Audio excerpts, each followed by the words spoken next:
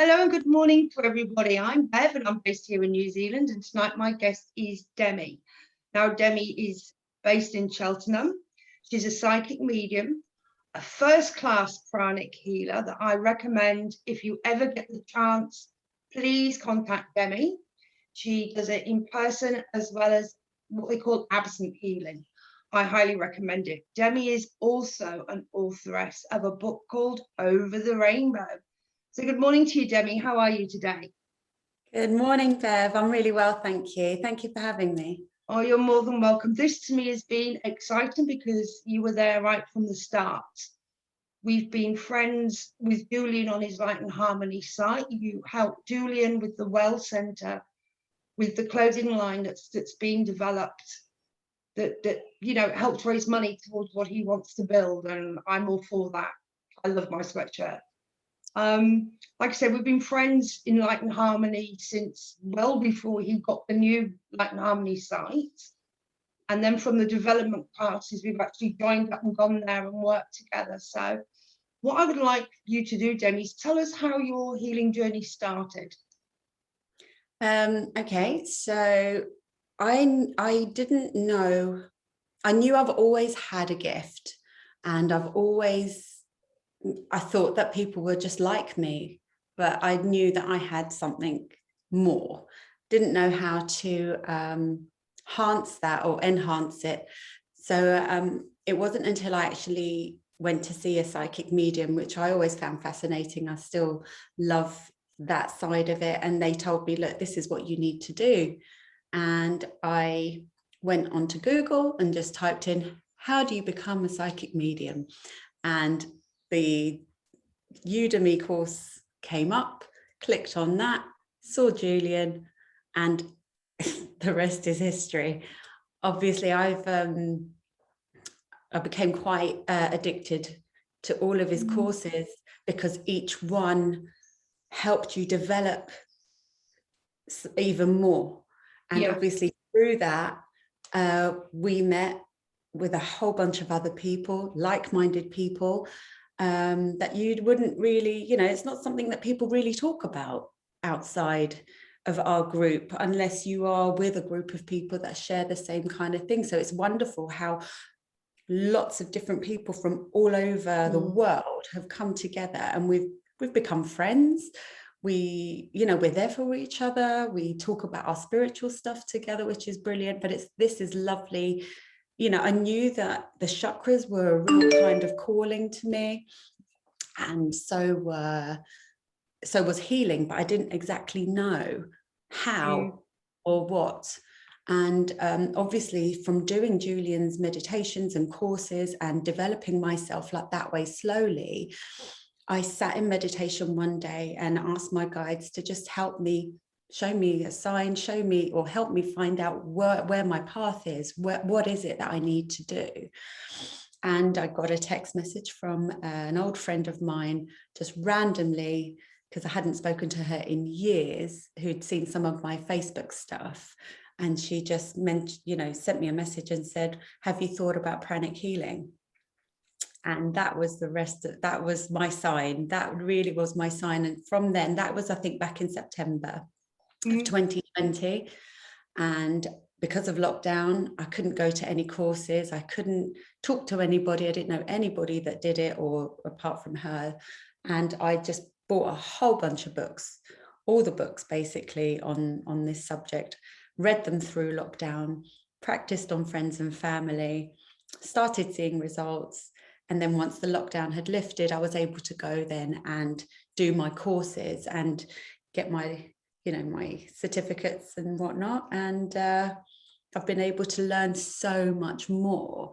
And it's just something, I know that I want to spread these teachings as well. So I think, give yourself a little plan. Things happen gradually. You can't have things overnight. So obviously I'm forever learning as well. So I know that I've come a really long way from when we first met. I was really like, I'm into this, but I don't have a clue what I'm doing. But you've helped me with guidance, Eleanor, Carly, Karen, Charity, everyone, Melanie, him. Everyone on the group has, you know, and even Julian at some point has, you know, coached me into what we are doing. And I love this modality. This modality for me is, I feel at home. This is where I belong. And I think that if possible, everybody should learn it. It's almost like first aid. Everyone should know how to do a bit of first aid in every household. Yeah. And I feel that this is the same with this modality. Even if you don't want to do it as a business or anything like that, I think it's a really important tool to have under your belt. You know, the other day, my daughter got stung by a wasp in the garden. Ooh. She came running in. She had this mark on her face. So I said, stay there. Come on, just sit down. Just look this way and, you know, let mama do the healing, you know. And within 5 minutes, I could see the redness coming down. I just kept cleaning it. So you clean it energetically. And it started to reduce. And then you know, energized as well. And after 20 minutes, it had gone down completely. 1 hour, there was no mark there at all. Oh, that's lovely. And I was like, this is a visual, because people don't understand energy. No. And it's like electricity. We know it exists, but we can't see it. It's exactly the same thing. You flick a switch, then you can see a light bulb. And I feel that I want to, if I can, you know, if people see a visual, I think they're more likely to believe it or understand it, because it's just the way the brain is wired. But meditating is so key to just stilling that mind and just letting things flow. Sometimes, have you ever sat in meditation and it's just been really quiet and nothing's come in? Yet people think that that's, I think, a bad thing. I don't necessarily believe it's a bad thing at all. No, because they start doubting, why didn't I hear something? Why didn't I see something? Why didn't I feel something? And that's not the case. That is you being your higher self, isn't it? Yeah. I mean, my youngest daughter, I like to do the guided ones, because I like to be taken off to the start of my journey to find out, you know, and then let it unravel from there, and then to be called back. Whereas my youngest daughter, she can just go sit in her room, gone, out. She's something else with her meditation. And I said to her, you don't realize how lucky you are that you can do that. Yeah. And you can see she's just happy. She's just in that moment in time. And then she brings herself out of it, toddles back through, grabs a drink of water, says she's cool, and then toddles back into her room to do a study. Well, she did when she lives there. She's moved out now. But I was envious of her in the way that she could just be. Yeah. Just happy, just be, hold crystals, and just be. Yeah. And this is the thing, everyone's different and everyone's journey is different. And this is the great thing about spirituality, is how it's got so many different avenues. There are so many avenues and there's loads of it for everyone. Yeah. It's not, you know, there are millions of tarot readers. Brilliant.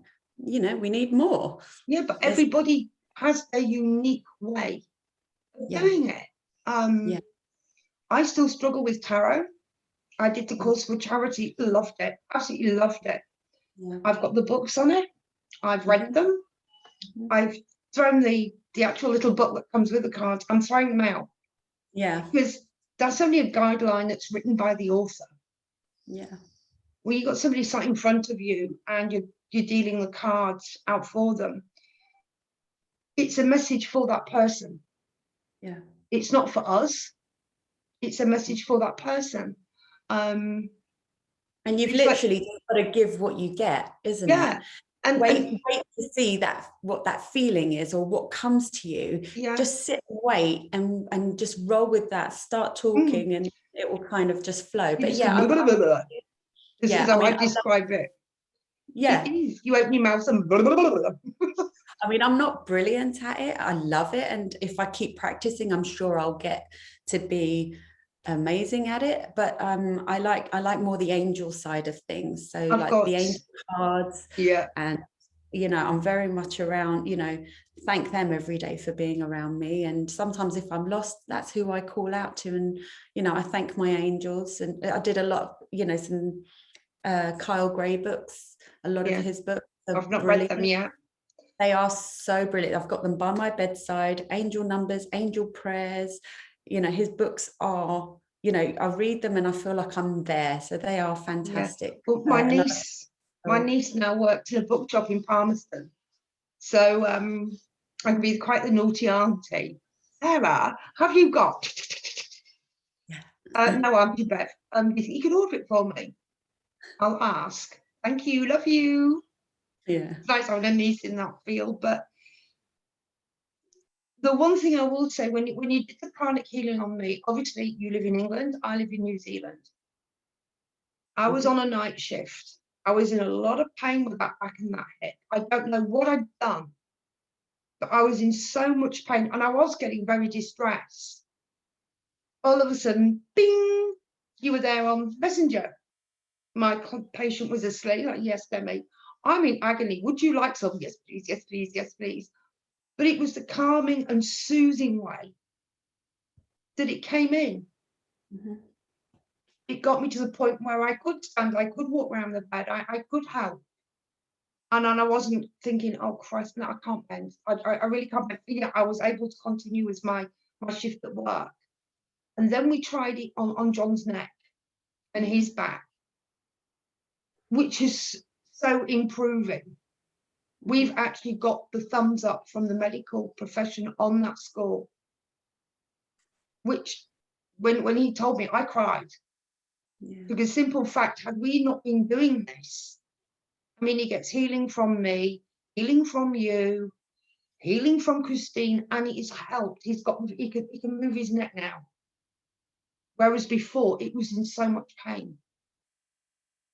He's not come home and had to go for a lay down straight away for a couple of weeks now. He's had a bit of a funny do, but that's another part of the illness. But he's happier within himself. And of course, when he comes home from work and he's happy, well, I'm happy. Yeah. Because I can stand and cook a tea and know he's going to eat it. He's not going to collapse on the settee or go to bed. And I'm sat there thinking, well, he will wake up soon because I'm hungry. Yeah. So, I will rave about it and I will tell everybody about it. George's back has been amazingly good. I'm not sending Reiki every night like I used to. She'll now text me, Mom, yeah, okay, 5 minutes, go grab the crystals, I'll grab mine for scent. Yeah. But you've done so much. She has a little bit of fusion in the lower part, whereas John's is high up, hers is in the lower bit. But she said that has eased since you sent that. And her sleep? Her sleep's improved. I actually told her to go out and get some selenite crystals, and I gave her some more tourmaline as well. Yeah. And she's actually getting sleep. John's sleeping like a baby. Which is yay, because it means then I can sleep. Yeah. It's such a powerful modality, and I the only way I can describe it is that it's very similar to Reiki, but it just goes in a little bit deeper, or maybe a lot more deeper, especially depending on how much you want to look into it. And it's still subtle though. Yeah. It's subtle. And it leaves very, very subtly. Whereas when you finish Reiki, you're finished. Sometimes it can feel like someone's whipped the rug away from you. Mm-hmm. And I mean, I've been doing Reiki for 8 years now, and I've noticed a huge difference in everybody's different healing methods. Yeah. My eldest grandson, he's a natural healer. He's just turned 12. And I can say to him, Mace, I'm feeling a bit grotty. He'll go, oh, God, you've been naughty again, haven't you? And I'm like, yeah. I'll just sit down and go on, he says, I can't remember the blurb. You do the blurb. Yeah, okay. And he puts his hands on my back. And it's gorgeous. This is a 12-year-old boy. He's been doing this since he was 6. Mm-hmm. Yeah, I mean, that you've just reminded me of something like from my childhood, when my grandmother used to ask me to give her a massage, and I may have been about 8, 9 or 10 when I was doing it, but I knew exactly where I needed to go.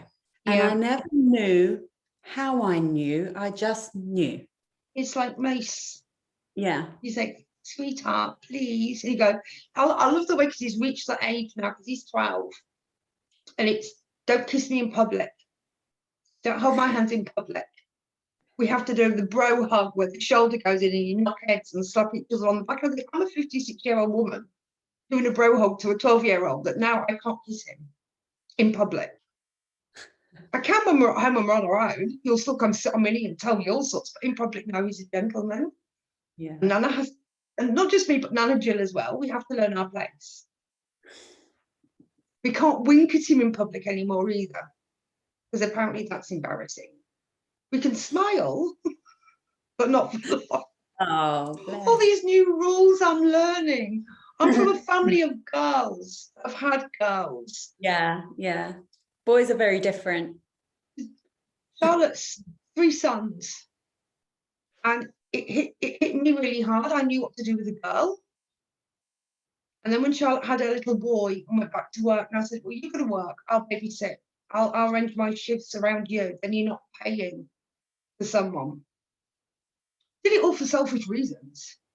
It just meant I could spend all my time with my grandsons. Yeah. And I've had all 3 of them, and I've loved every minute. I'm so grateful that she's actually allowed me to do this. Yeah, it's been a big help for her and Black. But it meant I got the Nana bonding in, like my Nana had, helping to raise us girls, and how my mum was with my 2. And it's opened up another avenue, another door, because now I've got not just kids that I can, well, I can the youngest one. The eldest one, you can't talk about this stuff to, but she'll have the healing. You can send her healing until you go blue, and I'll know more. She will have every healing, but she doesn't want to talk about the other side. Whereas Georgia is open to all.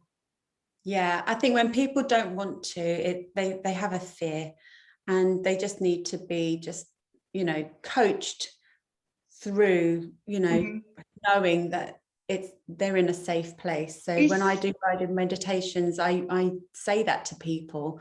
When we have a one-on-one healing, it's a healing guided meditation, and I reassure them that they are in a safe place, and they really are. They are 100% safe, and they are allowed to just let it go.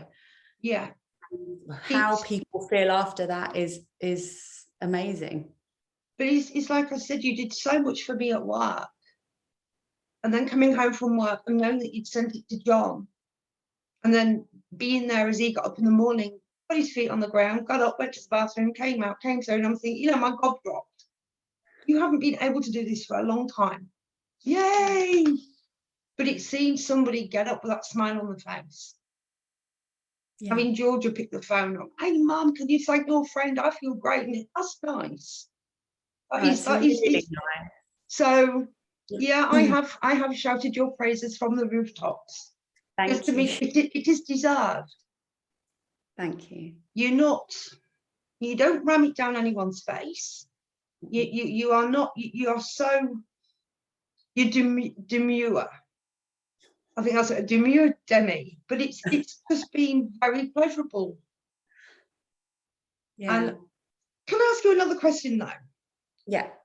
How did you come to write your book? Oh, so part of my spiritual journey, that was self-healing for me. Again, I think it was the beginning of the first lockdown. I didn't mind the lockdown. It didn't bother me that we couldn't go out or do stuff. I actually welcomed it. I was like, yeah, okay, this is a chance for everyone to just kind of slow it down a bit and start appreciating the little things in life, as opposed to what society wants you to be like. You should look like this, you should be like that, you should. I just thought, no. Reached a bit of a, when you get those blocks where you just, I don't know what to do. Yeah. I think Ildiko did me a reading, and with her cards, because she's fab at her cards as well. And it kept coming up, author. And it was something that I've always wanted to do. I've always said, I need to write a book. I'm going to write a book. I will write a book. And then when that came up, I went, right, no more talking about it, do it. And I sat at the computer and I wrote the book within 3 months, but on and off 3 months. I had so much to say. I'm quite quick at typing, so I think that probably helped as well. But it was almost like I was writing a diary. And the more I was, and it was releasing. So I was actually reliving the last 10 years of my life out loud. Yeah. Writing it all down in hope that whoever reads the book, if I become an inspiration for that person to get up and you do what it is you want to do, you know, no one it should ever be made to feel lower than anything. They should, you know, they should have respect and courage to go out there and do what it is you want to do with your life, regardless of your job. You can leave your job, you can find another one. It's as simple as that. I know it's not as easy because people rely on income to survive, but there are ways that you can do it gradually. I got up and left London, didn't have a clue where I was going, didn't know why. I kind of knew why. I could see a vision. I could see me in a room talking to a whole bunch of people, and I didn't know what it was. And I just, and I know what I'm going to do. I'm going to be doing meditations. I'm going to be giving people I'm going to create taster events for people to come and have some Pranic. And I want to get it out there. If people can go and learn, that's what I would love for them to do, because I think everyone should do it. When you get your instructor bit, mark me down as your first pupil, please. Because like I say, it's this side of stuff brings me joy. It brings me peace. Yeah. When I'm not doing the stuff, I go back into living into my head. Yeah. And it's taken me a long time to get out of my head, to get out of my way. Yeah. And a lot of people, I feel that way, and they act that way, and it's because of society and not upbringing so much. It's just us living that human life that you know what it brings. But I honestly do believe that we are here. We've had past lives. We've done past life regression stuff together as well, and we are here to learn lessons. Yeah, different lessons. We are being not tested as such, but in a way, yes, tested, because you need to learn this lesson once you've learned it. And I really feel that this lifetime for me, I have to learn to forgive. And I've done that, and I'm doing that. And once you do that, things just really start to open up in a way that you can't imagine. And it's forgiving yourself as well as forgiving others. No matter how many times that person upsets you, don't let it. It's so easy to just say it, and it's very hard to do, and it does come with practice, because I'm still forever learning. I am learning every single day, and every single day I'm being tested. But when you think of the teachings and what you've learned and what you're really about and your higher soul, once you let go and actually forgive the person, better things come your way. And you feel clearer up here. Yeah, it's the letting go. We had something awful happen within weeks of my dad passing, and it not only hurt me, it kicked my other sister in the teeth as well. And then we looked at each other and we thought, well, okay, we've had this happen to us. It was a kicker. It was something that shouldn't have been done. But we've a handicapped sister in England still. And what was done to us as 3 sisters from another sister, it was so hurtful. It ate ate Barbara and I up something bloody wicked. It really screwed our kids over to know that an aunt could do this. Got to a point where I was in such a state, I was throwing up over it. And I came out of work one night and it had been on my head all bloody night. This is months later. And then as I came out the door, I looked up like I do every morning. And there was this gorgeous face just looking down on me. And the words that came into my head were, well, if she claims not to be your sister, then why are you upset? She's no longer a niece to your children, is she? And I thought, you've just put that right. Why am I have a job. I have a great husband. I have a brilliant house. I've got 2 fantastic daughters, 3 grandsons. We are love. Yeah, we are love.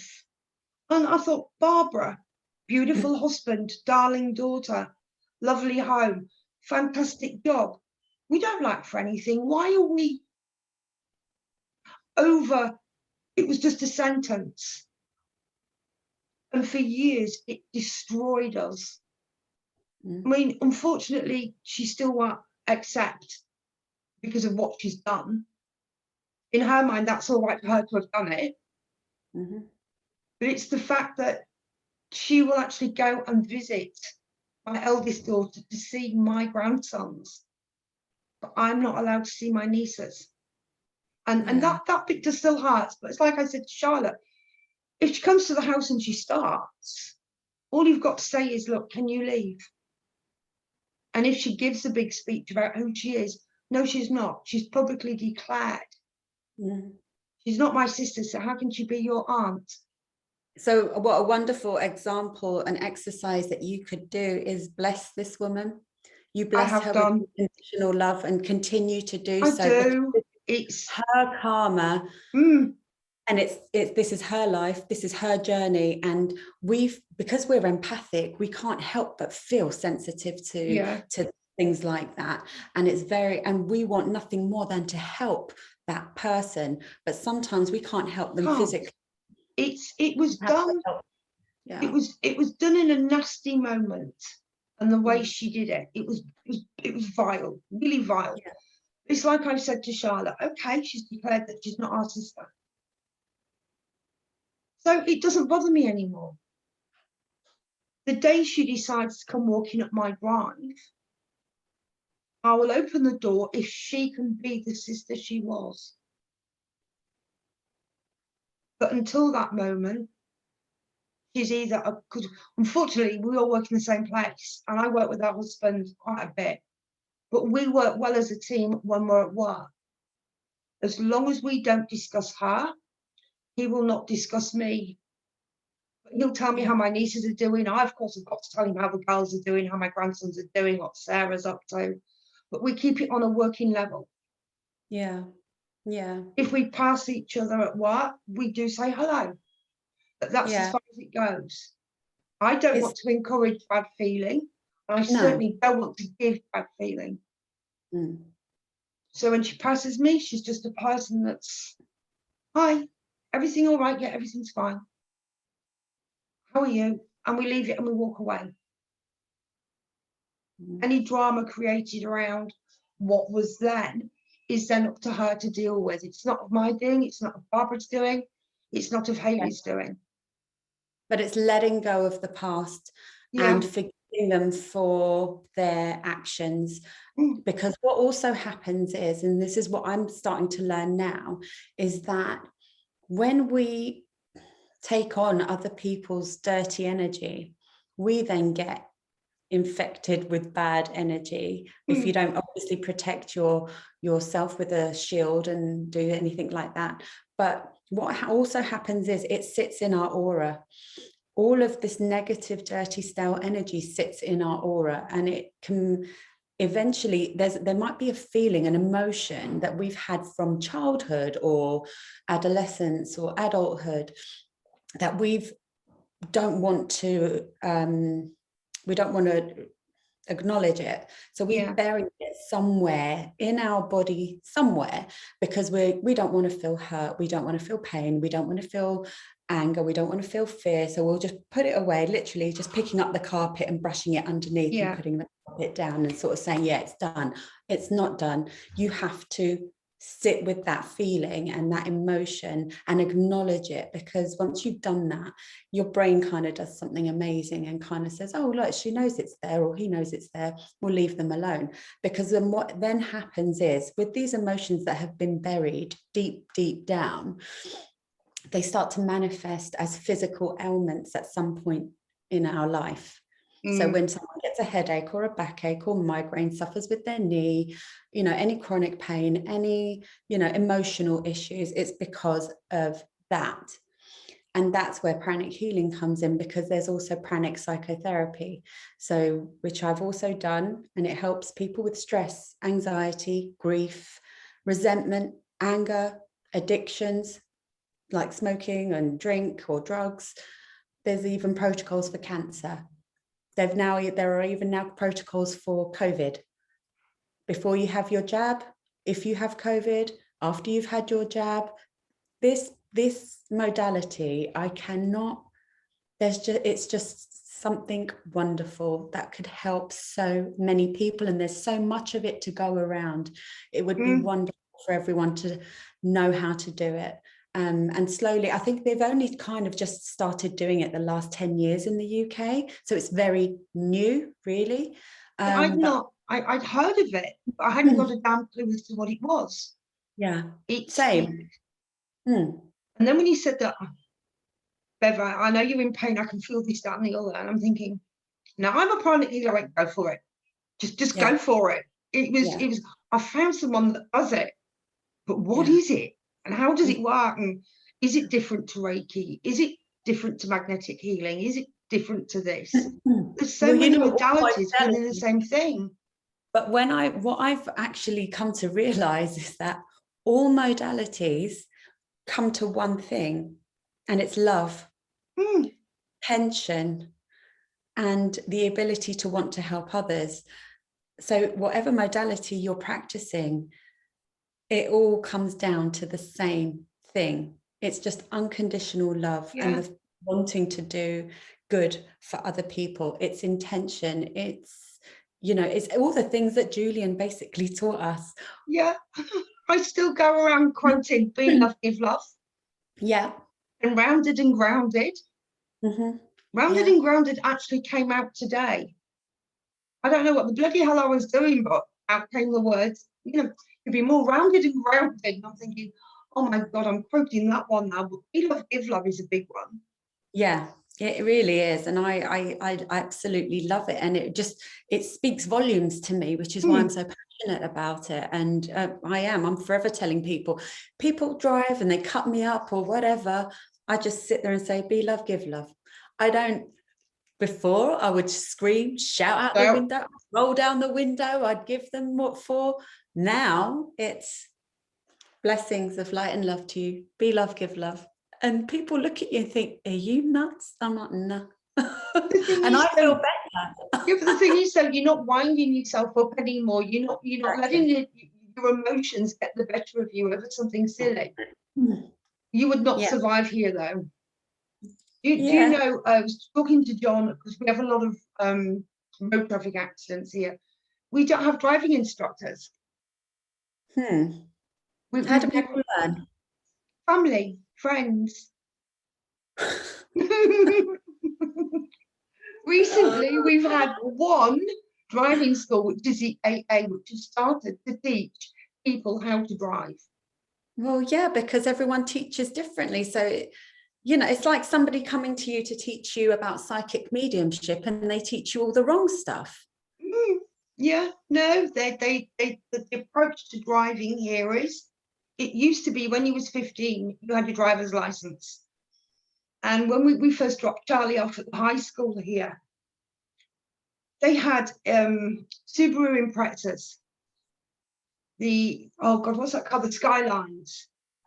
They had all the big muscle cars, because everybody here's a car freak. All the big muscle cars.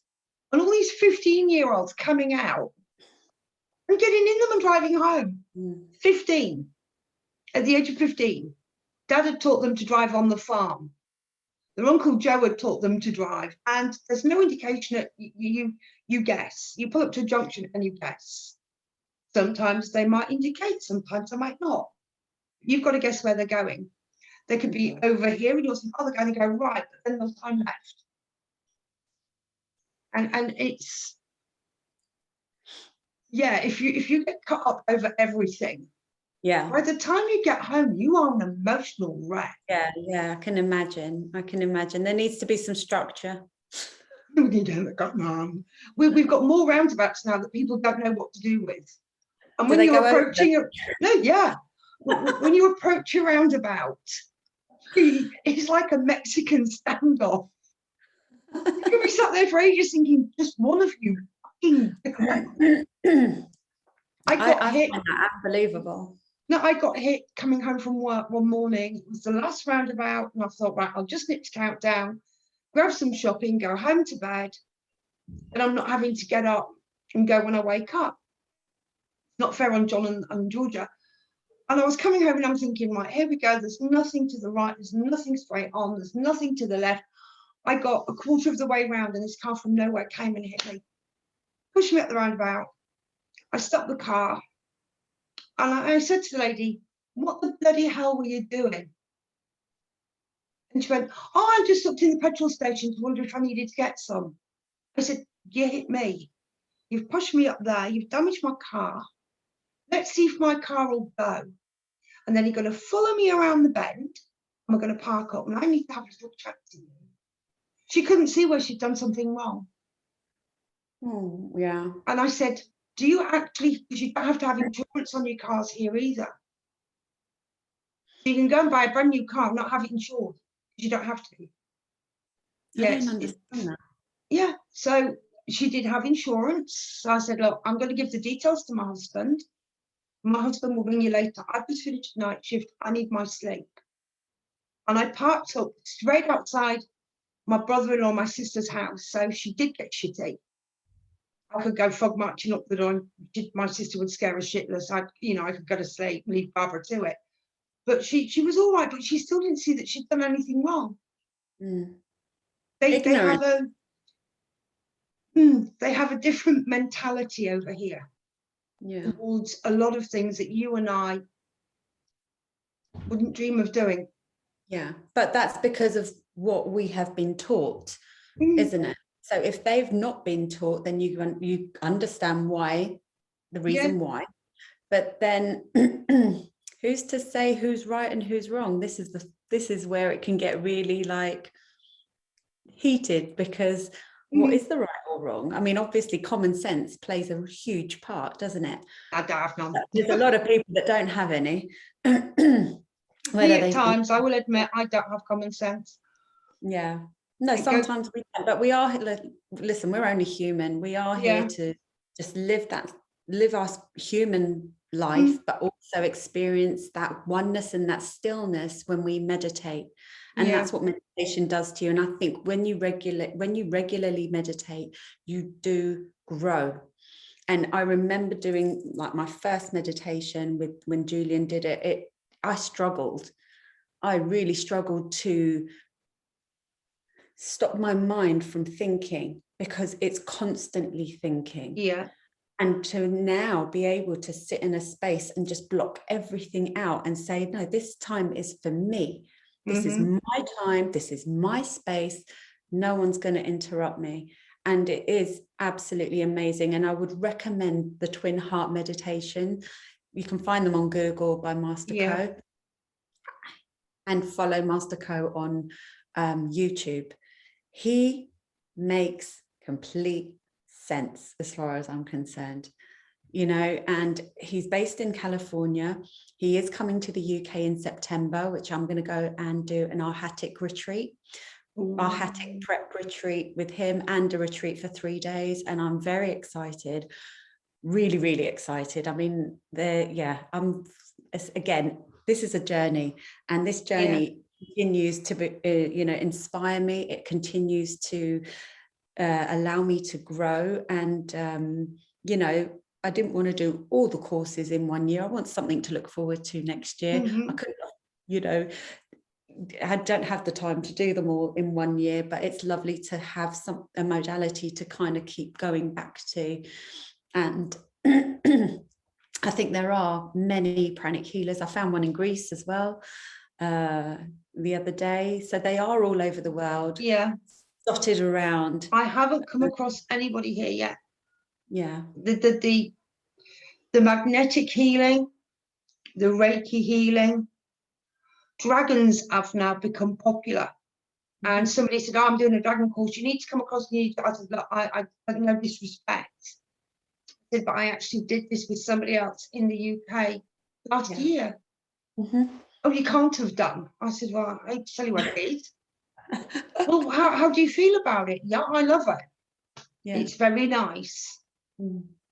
Well, is there anything else I should know? And I'm thinking, no. What I've done is mine and I will use it. I'm not going to teach you because it was from Carly. Yeah. And I loved every minute of that. I loved the unicorns. Yeah. The Atlantean one. Yeah. That certainly pulled at my heart when we did the Atlantean stuff with her. Yeah. But because of the time zones and we're now back at work, actually getting in to do Carla's, getting in to do Elena's. Yeah. It's made life difficult, even getting into Julian's now. Yeah. Because we're starting on our own journey now. And this is the thing, when we can, we know when we can, you know, attend. Yeah. But with what we're doing as well and building our own spiritual practice and growing, we know that they're there when we have time to get there. It's not because we don't want to or because time is busy.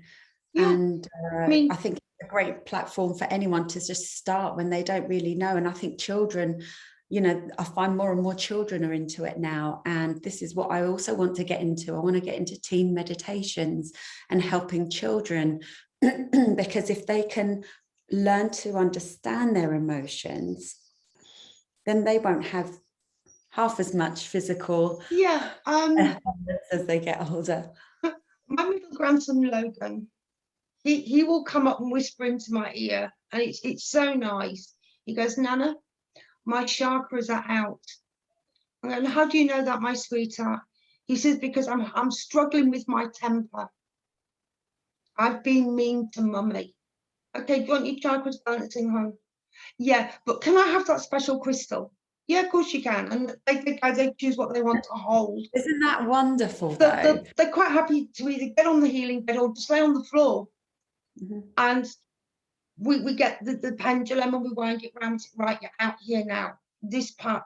Okay, your tummy is telling me that you're not feeling happy, you're not feeling secure. What's upset you? What can I do to help you? And he'll think about it and he'll go, oh, Nana, I've done. I said, no, it's okay. You don't feel guilty about it. You can just say, I'm sorry. Because you've recognized what you've done. Yeah. And that's half the problem. Yeah. I said, there's nothing wrong with crawling on mummy's knee and saying, I'm sorry for being mean. Yeah, which I've started to do a lot myself now. I there are times when I could just, you know, the human mind kicks in and then you start screaming or you get angry and you stand there and I start feeling guilty and then I forgive myself. And then I actually go over to the people that I've been shouting at and say, I'm actually really sorry. And then, you know, when you're welcomed with a hug, no one's going to judge you or shout back at you. You kind of think, okay. And this is what I'm saying, we're forever learning every single day. It's like a couple of weeks ago, I had the paddy of a 2-year-old myself. The 56-year-old had a paddy. I had a complete meltdown, but it was on the scale of a 2-year-old's paddy. I was ranting and raving, crying. So it's only me in the house, thankfully. And it was over something so bloody stupid. And I rang Christine and I got the spiritual kick up the arse that she gives so well without putting you down and where she puts things into context. By the time she'd done this, I'd simmered. I'd come back into myself and I said, okay, I need you now to spiritually clunk me across the head and say, why? Because then it started hitting me, why did I behave like that over something so goddamn stupid? Why did I work myself up to making myself wanting to be sick and giving myself a headache? I looked like a stuck frog, my eyes, and I thought, you stupid, lots of swear words. And it was like having, Christine, she came to effect of being like my mum. We were the same age, she's a little bit younger, but she sorted me out on a mother's level. And I felt about that big when I'd realised what a plank I had been. Felt a complete tick. But sometimes I also feel that because of how sensitive and empathic we are to energy, depending on the energy in the house or the person or the people in the house, we tend to get it without asking for it and then not knowing why we feel certain ways. And I feel that with children, because they don't have the, I'm not going to call it wisdom, but the experience that we have as adults, they're even more sensitive to energy because they're so young. And imagine why they are feeling all these things when they don't know why. Yeah. Because they're sensitive to all of this energy and no one understands why. I've got tourmaline all over the house now. So if anybody comes in through the front door, my tourmaline's there. You do clean them regularly, don't you? Yeah. I've got me. Yeah. But it's okay. You leave your shit at my front door. You come in, laugh and joke. Yeah. I don't need to be left with that. You take it with you. I've got it in the back, over the back door where John comes in because he's working with more people. He's out and about. I started to recognise that he was bringing things home. Yeah, yeah. Now it gets left there with his shoes and his stuff goes in the laundry room and he gets changed in the bedroom and everything's in the wash and it's removed. Honestly, clothes hold on to the negative energy that you've had during that day. So I'm constantly changing my clothes often. And I know we probably should be anyway, but there are people that don't. They wear the same t-shirt or they wear the same pants or they wear the same, chuck it all in the wash because you've collected negative energy from your surroundings of the day. It's my necklaces I have on that they go on a picture and the moonlight comes in and cleanses them. Yeah. I won't go anywhere without my selenite. I've got chunks of it that they just sit in the palm of my hand and they go to work with me. They're in the car with me. If I go shopping, I've got them in my handbag. Simple reason I've learned that you could be going along, minding your own business, doing your own shopping, and somebody in the next aisle can be having a full-blown ruddy row. You're walking past that then attaches to you. You're the empath, you pick up on it. But then what we learn to do in that time is put that shield, pop that shield up, or cleanse your house, you know, with your intention before people come over. So if you know that you're going to have a whole bunch of people coming over, put the intention of shielding your house inside and out.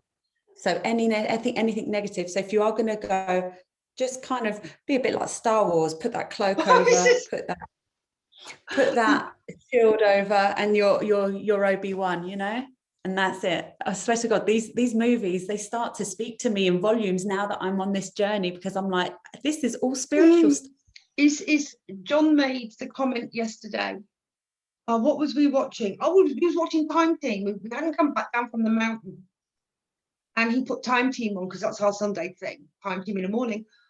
And this guy was doing something with his thing and he was scanning a rock. And John went, "He's being Spock of Star Trek." He had one of, you know, and I'm thinking, oh my God, here we go. But we've made those, it's like Julian makes those references to Harry Potter. Yeah. But when you look at Harry Potter and you look what we do, yeah, there's a hell of a lot of it mixed up there. Yeah. Star Wars, Star Trek, any spiritual movies. I'm trying to think of even Soul, that new Disney movie. Haven't There's seen another it yet. one, Fire and the Lost Dragon or the Last Dragon. Yeah. They're all spiritual, yet they're doing it in such a way that it's quite subtle so that people understand stuff. But any movie, there are movies that I'm watching, I'm like, wow, this is actually quite spiritual. Even the movie Ghosts, to a point. Yeah. Okay, it was done in the 80s, great movie, it's a classic. And obviously, if people look at that as a visual and think, oh, is this what you do? It's like, kind of, but not like that. They've had to elaborate quite a lot to, but I'm sure there are, and that's how people I wouldn't go so far as seeing a penny come up and over and down a wall. But I've had my coffee cup moved at work. Yeah. I've been sat there looking after a gentleman and my coffee cup moved. Yeah. And then you could feel the energy. I did. You could feel the energy coming in. And I'm thinking, okay, I know why now. And it's not scary. They can't hurt me. No. They can't physically hurt me. But this is what Julian said about horror movies, this is where people start to be afraid. Once you have that fear, you're not able to grow spiritually because there is no fear. There really isn't any fear. We all are spiritual beings. It's just whether we want to tap into that. And at some point in your life, you might. And if you don't in this life, you'll tap into it in another life. I have said I don't really, I would like this to be my last time. I mean, I'm Pisces. I'm the 27th. But if I do have to come back, I would love to be a guide. Because the way spirits moved in and out of my life. But I think the only way that we can get there is by learning all of the lessons from Earth or from these lifetimes. Once we've learned them all, I think that's when we can move on. Get to change. Yeah. But it's within this community that we've come from with Julian, to everybody having their breakout rooms, holding their development classes, the friends that we make, and it is fun friendship. And it's like I said, it's not just about the spiritual stuff. I think we've all had a breakdown. I know I've had two. But you've been there for me, you've sorted my psyche out, you've given me the emotional hug that I needed. So when I left my room, I could handle life a lot better. I looked at it from a different perspective. And I'm happy where I am now. And I believe that we were meant to meet. I believe in things like that. I do believe we're supposed to be in certain areas, situations at that time, learn something, and it's all about growing. So when we have our meltdowns, it's because we've got to learn from that emotion or mistake or what it might not even be a mistake that we made, but then we have to be in modern terms the bigger person and be the one that figures them, to be the one that isn't afraid. And you've built on that and you keep coming. I mean, I keep hearing that I've gone full circle. I don't know what that really means. I kind of know, but I'm thinking, okay, could this be my last life if this is full circle? Because I've heard it quite a lot recently that I've come full circle. It's funny because I was talking to Elena last night and somebody came through for her. And the message was, never forget who you are and where you've come from. Go back to being that person from inside, from past lives, and look out. You'll see the clearer, wider picture. Yeah, it's your higher soul. I feel I'm still an elf in the garden. But I believe in the elementals, and definitely because I've got them here. And when you're out there and you're having a weird conversation with what somebody behind you thinks is a twig with one flower on it, but you see something else. I do feel an energy behind you right now, actually. Yeah. I do feel energy. Here, I have someone. Yeah. I feel a female energy. I'm about to cry. I know who it is. The tears are forming. We've got my mum. It's very rare mum comes in. Hug. Yeah. I've made, through my friend Suzanne, who lives in Otaki, she's going to come on when she gets her stuff sorted. She's the only person I know and I have met who doesn't just work with spirit, she walks with spirit. And when she gets going, there's just peace and quiet in the room. She's a bit like Karen, opens her mouth and blah, blah, blah, it flows. Yeah. I get that. I get that. I sometimes say things, I'm like, where did that come from? Did that come from me? But why would I don't know how I know stuff. You're the same. And it's you just have these moments, and when it's over and done with, it's like, oh, bloody hell. Yeah. And then you start to examine it, but it's gone. Yeah. And it's because it wasn't for us, it was just for them, it was for somebody else. I seem to remember really silly little details, and they are really laughable. And it could be a reading that I did maybe 4 years ago. But it's one thing that stuck out that Spirit said before they left. And I think, oh, really? Ooh. But it's still there with me. So obviously it was something for Beverly to learn and to grow. But when you got somebody in this room doing a message for somebody else, and you're watching telly, it's nothing to do with you that day, you're just holding space for someone else. Yeah. You know, I'm really engrossed in the program, and I looked up.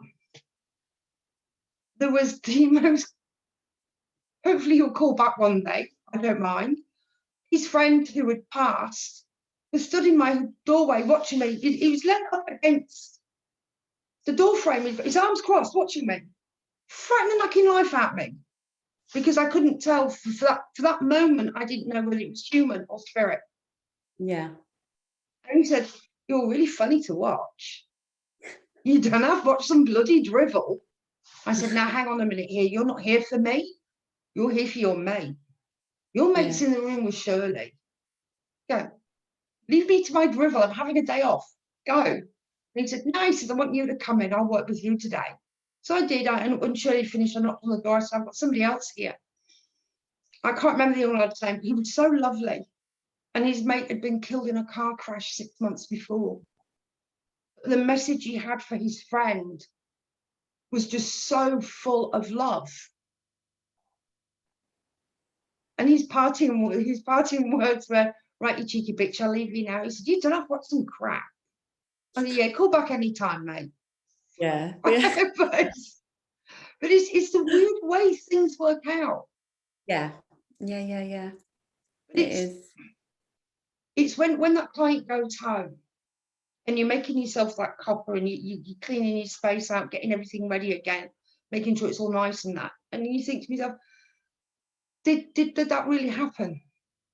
Yeah. I find that when I'm zoned out, whether it be me washing up in the sink or whether it be me hoovering or doing anything where my single point of focus is on one thing, my mind is still, that's when things come in unexpectedly, because I haven't asked them to come in, but things come. And then I've learned to listen. I've learned to sit and listen or ask questions. And then I get my answers, and then I know which path to take or go down. I've grown so much in 2 years. I can't explain it, and I only feel that I'm only going to get bigger and stronger. I really just feel that it's just going to grow and snowball. And it's amazing how most people are embarking on a spiritual journey, whether it be anything, it doesn't matter. It like I said, it all kind of goes down to one place. And that's why when I when I wrote this, this was about my spiritual journey. This was about learning to listen to those words, voices, messages, guidance that I'd always be like, right, I'm getting this, but I'm like, no, I'm going to do this. And then repercussions of me not listening are You've in got here. you back. Yeah. And then I went, right, okay. And, you know, over the rainbow for me, it was very poignant at this moment where I was in London and I came to Cheltenham to view a couple of houses. I've got no family here, no friends, no one I know. I literally just upped and moved because that is what I was told to do. And I trusted. And I am the most happiest I've been in a really long time. Not because I can see my friends and family, but I really just feel that when COVID hit, it really did kind of put things into perspective. Yeah. And you kind of focus more on the little things and what each of our journeys are. And they really are all individual and unique. And I honestly couldn't cope with the negative energy and vibration that London had to offer. I'm very much about the simple stuff. You know, don't get me wrong, I like a few nice things, but the simple things being that I just want genuine people in my life. And I do have very genuine people in my life. And I'm making new friends here and it's lovely. Everyone is so lovely. And I feel like I can breathe. I feel like I can grow. And when I saw this rainbow, I saw it from Cheltenham all the way to my house in London on that day. And I knew that that was going to be the last chapter of this book. Yeah. And again, it's got the spiritual journeys. Julian's helped me so much in the sense of being there to guide us and tell us what these things mean. You know, we kind of knew they were there, but we didn't know why. And he gave us tools. And I just think that I just, you know, want to say thank you to you and the group and Julian and everyone. And it's just amazing. It's like the reason why I'm doing this. This is my way. Saying thank you to my friends that were there for me when I had my breakdowns through COVID. They've helped me come to terms with that, you know, I couldn't do what I wanted to do. I had to step back from it, let it evolve, but we've all been able to help with our healings. And it's my way of saying thank you. So, because all my friends are all over the world. We are lucky. We have this and we have Messenger. And you've done it. Carly's done it. Christine's done it. Elena's done it. Ildy's done it. Sheena's done it. Melanie's done it. I mean, I was with Melanie this morning.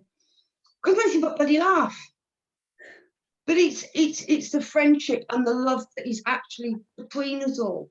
And it's my way of saying to my friends and out to the world, look, spiritual isn't all about sitting in a corner, across there going, for 24 hours. Yeah. We live our lives, we have our mundane lives, but we have this specialness, and it's not just for us, it is for you. Yeah. And if you have that gift, you want to develop your gift, there's people all over the world that can help you. If you don't want to do it within your own state, look abroad. It's just figuring out time zones. Yeah. Acknowledge the love that other people have shown to you. So this is my way of acknowledging the love I have for the friends that have been in my circle through COVID, through Julian's group.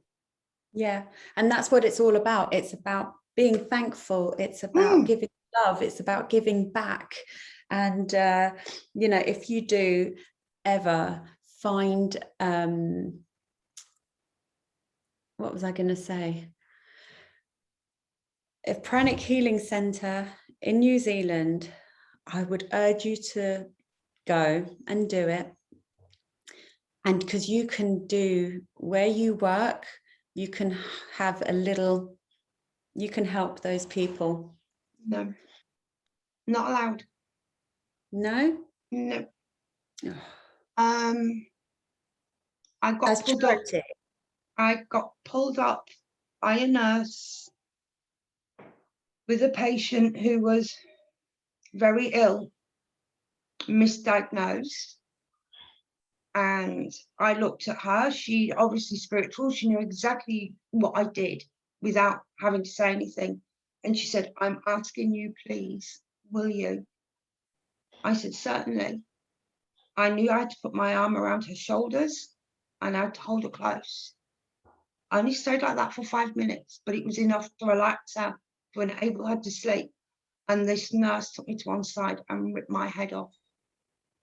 You do not do things like that. I said, excuse me? How did you know? How did you know? I've got friends that are Reiki healers. I said, well, don't judge me, kiddo, because if you'd have done it, you'd have done it yourself, and you're a nurse. What was wrong with you holding that lady's hand for 5 minutes? I had to spare time.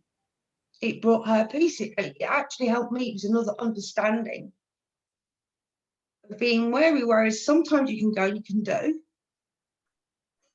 But you've got to be so on your guard and so wary there. Slowly, things will evolve in time, whether we're going to be here in that lifetime or not.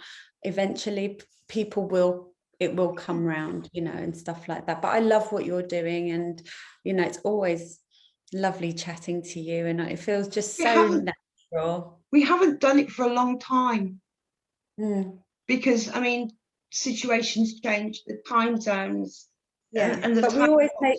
But that's the thing, when you make the time to do it, it's gonna work, and you know you're doing it. You're doing it, and it's just brilliant. I love what you're doing. It is my way, Demi, of saying thank you to everybody that's been in my life. We are on this journey together. Yeah. And so what if I want to promote your book? It's a brilliant book. I shall be getting it myself, and it's like Julian's book, From a Burden to a Blessing. That's my little reference point. Yeah. His lessons, if there's something that crops up, oh, I know where that is. I do love to go back, and I would like to rewatch his courses. Yeah. When I'm still doing the ironing, I'll have his spirit talk on. Yeah. Yeah. And he is going to come and do it. We've just got to arrange a time when he's not busy and I'm away. Yeah. You know, we're all upside down. But the universe will make it happen when it's meant to happen. I'm chasing Christine. That. Every time I've been after, something's always happened and I've not been able to get her. Because it's not the right time. Which is what she keeps telling me. And I'm thinking, well, you've been such a big, huge person in my life for the last 2 years. Mm-hmm. Yeah, I did. She did have to spiritually slap Beverly the other day. Beverly I threw a wobbler. And it was because I couldn't get... amazing is that, though? We've not met in person, any of us. No. Yet we are so... We've got family. A special bond, yeah. Yeah, we're family. Spiritual family, and it's amazing. I just, you know, I love how everyone... when we come together, it's just lovely, and I hope and pray one day, and I'm pretty sure physically do it. We'll actually physically do it. It's like I've said to everybody, if you want to come out here, open door, motorhome there, several cars to play with, spare bedrooms. Yeah, I'm a shit cock. That's the only thing. That's all right. I'm a shit cock. But from what I've seen your children do, we'll bring them along as well. I'd love to come without them. They have grandparents, I'm sure. Yeah, I'm sure it will happen. It will happen. I'm pretty sure it will. But I just wanted to say a massive thank you for today. And thank you for all of this. I think it's amazing. And it's so lovely to speak to you as well. I say I've missed everybody because the time zones, shift patterns, and life. Everyone's busy, yeah. It's life. So the fact that I've actually managed to get hold of you, and it's been this pranic healing. It's been your book, and I'm going to say it again. If you want pranic healing, you contact Demi. Demi, do you have an email or an address we can give out so people can Yeah, you can email me at info@pranichealingcheltenham.com for more information. What I generally do is send out a questionnaire for people to fill out, just so I can get a better understanding. Everything's confidential, and it can be done either face-to-face via Zoom or FaceTime, or we can arrange it where it's done distantly. Either way we do it, it's going to work. Just like, you know, Reiki works like that. Mm-hmm. This modality works like that too. And it works. That's all I can say. It works. Like I say, Demi has sent it from Cheltenham to Palmerston North in Palmerston North in New Zealand, where I was working on a night shift. I felt it moving beautifully. I felt it leave beautifully. My husband has it. My youngest daughter has it. If I don't believe in something, I will not go on about it so much. Yeah. So if your ears start burning at odd times, it's because Beverly's giving it about you and your pranic healing again. But I'm so grateful I've managed to catch up with you. Yeah, me too. So I'm going to sign off now because we've been nearly an hour and a half. Oh God, already? Yeah. Just hang on 2 minutes. So from Beverly with a coffee and a chat with my spiritual friends, I hope you've enjoyed this evening as much as I have. If you do want to get in touch with Demi, please feel free. Or if you have any questions, you can get me at beverlypennell19@gmail.com. And I hope you enjoy this. Okay, thank you so much. Bye.